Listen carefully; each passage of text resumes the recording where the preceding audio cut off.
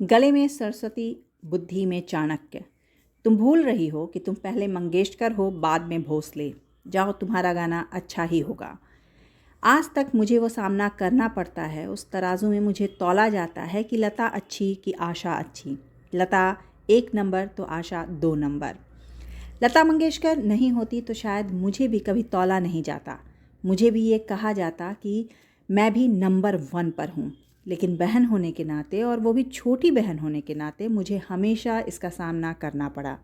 मेरा मन डोले, मेरा तन डोले। मुझे बहुत तकलीफ़ होती है, क्योंकि कोई भी इंसान जो अपना काम करता है उसे अपनी जगह पर रहने दीजिए। हर वक्त तौलने की क्या ज़रूरत है। लेकर हम दीवाना दिल। दिन, महीने, साल, अरसे गुजर गए, लेकिन प्यार, इज्जत, कामयाबी, मान, काबिलियत और अदावत की एक बारीक लकीर 2 कामयाब बहनों के बीच खिंची रह गई, जिसमें आशा भोसले का दर्द कभी कभी उनके कहे इन जुमलों में छलकता रहा। मैं मंगेशकर नहीं होती तो शायद मुझे तौला नहीं जाता, कहा जाता मैं भी नंबर 1 हूँ। लेकिन दुख का क्षण जो रहता है वो हमेशा याद रहता है। बकौल आशा ताई, उम्मीद पर तो दुनिया चले, मायूस जीवन में होना ना। लता मंगेशकर जी अब इस दुनिया में नहीं रही, लेकिन आज भी आशा भोसले को उनके बाद ही रखा जाता है। वक्त गुजरता रहेगा, लेकिन वो एक टीस दिल के किसी कोने में रहेगी। वो जलवा चुराने को जी चाहता है, निगाहें मिलाने को जी चाहता है। उतार चढ़ाव से भरा 6 दशकों का एक लंबा सफ़र, हज़ारों हिट नंबर्स और आशा भोसले से आशा ताई बनने का सफ़र। आइए हुजूर। सुरीली और वर्सेटाइल आवाज़ के मालकिन आशा भोसले, जिन्हें जब भी देखा गया, चुना गया, रखा गया दूसरे दर्जे पर ही। जब रुला लेते हैं जी भर के हमें, तब कहीं खुश वो ज़रा होते हैं, और क्या अहद वफ़ा होते हैं। लेकिन हिम्मत और हौसलों से भरी आशा भोसले अपना रास्ता चुनती आगे बढ़ती चली गईं। हमारे सीने में आज तक वो तुम्हारी धड़कन धड़क रही है। आशा जी की सुरीली, करिश्माई, जादुई आवाज़ ने उन्हें शोहरत और कामयाबी की उस चोटी पर पहुंचा दिया, जहां मंगेशकर की तिलिस्मी विरासत में किसी भी गायिका का पहुंचना एक बहुत बड़े ख्वाब के पूरा होने जैसा हो सकता है। खुद से भी शिकायत हो जाए। मंगेशकर की करिश्माई विरासत लिए भोसले के वजूद को बचाए रखना एक बड़ी चुनौती रही। ये उनकी आवाज़ का जादू ही था कि वो अपने दम पर ऊंचाइयों की चोटी पर पहुंच गई। आशा जी की ज़िंदगी कभी आसान नहीं थी। ये उनकी हिम्मत और काबिलियत थी कि उन्होंने अपनी ज़िंदगी की हर जंग जीती। दिलो जा लुटाने को जी चाहता है। 50, 60 और 70 के दौर में कई गायिकाएं आईं, और आशा जी अपने हौसलों के साथ अगर किसी के सामने खड़ी थीं तो वो थी लता मंगेशकर। हिंदी सिनेमा के गलियारों में ये चर्चा हमेशा आम रही कि लता मंगेशकर जी की वजह से आशा जी को वो कद हासिल नहीं हो पाया जिसकी वो हकदार थीं। ये दुनिया वाले पूछेंगे। इंडियन आइडल के मंच पर आशा जी ने खुद एक किस्सा साझा किया था। मेरे गाने की रिकॉर्डिंग थी और मैं बहुत नर्वस थी, और इसी नर्वसनेस में मैं लता दीदी के पास चली गई। उन्होंने मेरा चेहरा देखते ही पूछ दिया, क्या बात है, तुम इतना क्यों बेचैन हो। मैंने अपनी परेशानी बताई तो लता जी ने कहा था, तुम भूल रही हो, तुम पहले मंगेशकर हो, बाद में भोसले। जाओ, तुम्हारा गाना अच्छा ही होगा, ये मेरा आशीर्वाद है। प्यार, आशीर्वाद और हौसला देने में मंगेशकर और भोसले के बीच खिंची एक लकीर हमेशा रही। 2 लफ्ज़ों की है दिल की कहानी। जब आशा जी ने सुनहरी आवाज़ की पहली दुनिया में कदम रखा था, उस वक्त शमशाद बेगम, गीता दत्त और लता मंगेशकर की आवाज़ दुनिया में गूंजती थी। इन तीनों के छोड़े हुए गाने ही आशा जी को मिलते थे, जो साइड हीरोइंस के लिए होते थे या बी और सी ग्रेड की फिल्मी हीरोइंस के लिए आशा जी की आवाज़ ली जाती थी, वो भी दूसरी पसंद के तौर पर। बहुत बारीक नज़रों से देखा जाए तो बचपन से ही लता मंगेशकर जी आशा जी के राहों में आगे रही थी। शायद यही वजह रही थी कि आशा जी ने लता मंगेशकर की छाया से बाहर निकलने के लिए लता मंगेशकर जी के सेक्रेटरी गणपतराव भोसले से शादी कर ली, और इस फैसले ने आशा जी की निजी ज़िंदगी में बवंडर लाकर खड़ा कर दिया। यहीं से खिंच गई थी मंगेशकर से भोसले बनने की परिवार, प्यार और दुआओं के बीच एक बारीक अदावत की लकीर। छोड़ो झगड़े, मिला लो दिल को, न रहो ऐसे तन तन के। ऐसे में लता मंगेशकर जी से कभी भी गाना न गवाने की कसम खाने वाले ओपी नैयर साहब ने आशा भोसले जी की ज़िंदगी में कदम रखा, मानो तपती ज़मीन पर बारिश की बौछार की तरह।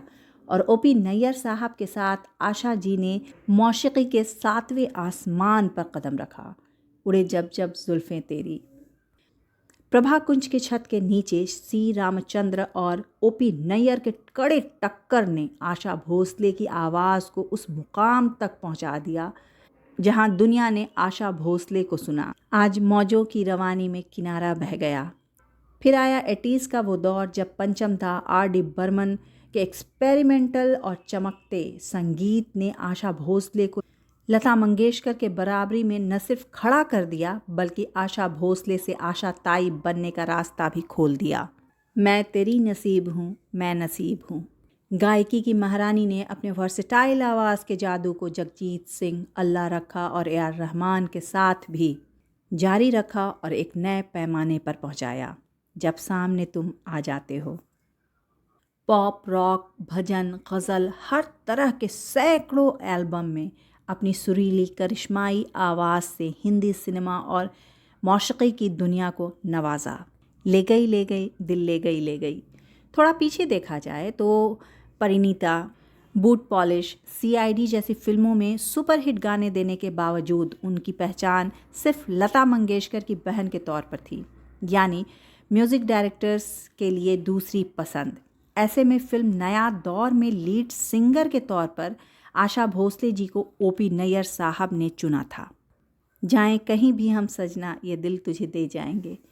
नया दौर के साथ जहां सारे कलाकार नए दौर में कदम रख रहे थे, वहीं आशा जी को अपने दोनों बच्चों और एक होने वाले बच्चे के साथ घर से निकाल दिया गया था और एक बार फिर लता मंगेशकर के परछाइयों तले आशा जी थीं।